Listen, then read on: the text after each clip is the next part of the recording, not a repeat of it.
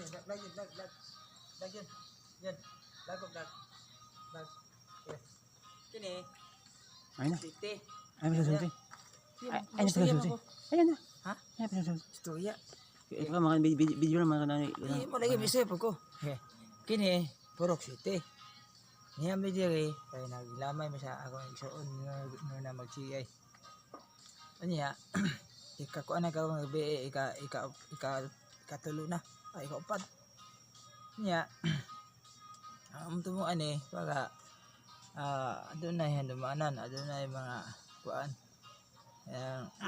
pag serbisyo nga tinuod na og tapat gayud busa karon kadlawon ni anime kada gid kadlawon anime alas 2 sa kadlawon kay puli-puli man o bisan pag kape among lawas amay gi pugos kay alang sa pagserbisyo nga tapat og tinuod o tinud-anay gayud tiunay alang sa among igsuon nga hipanaw na si Grace magsigay nga taga Pukdo siya pero di ari sa Puk City gi lamayan gimikan kay naa diri ang gitag mga parente niya daghan kay diri sa iyang igsuon nga kanhi pod unang hipanaw 2011 November 30 o di kapugngan nga mabati kita og kami nga gumikan kay atong pastora ni Grace tinud-anay po siya nga miserbisyo sa simbahan apan ang ginabuhi sa tao aduna may limit o diha po sa taman saan na mo tabang siya pero ang iyang kinabuhi di naman maka survive so karon mo na antak na sa iyang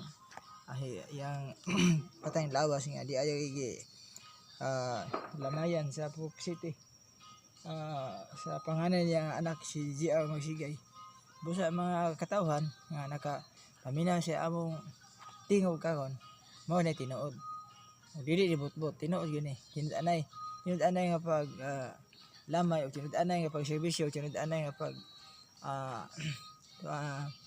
kuan pag tuaw nga isip kami may condolence o may duyog mo sa iyang kasabo sa iyang kabanay magsigay family busa ni kadlawon ako manginaot nga sa mga naka open ini nga maong vlog kamo sa iyon po ni ma experience po sa iyong kinabuhi kun maabot po ang panahon nga naanap po mo sunod niini kay dili man ni siya ingog kuan panalundon na gini siya nga ang tao mamatay gyud kausa o mao na nga ato po siya nga dumduman sa iyang mga kaagi sa iyang sabuhi pa siya sa mga katawhan o mga silingan o mga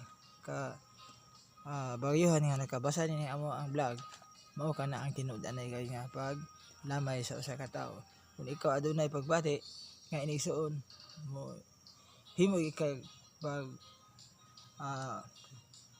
ini nga pagkuan mana gabutagon mao kana salamat sa inyong pagbasa sa among vlog ni takna August 2024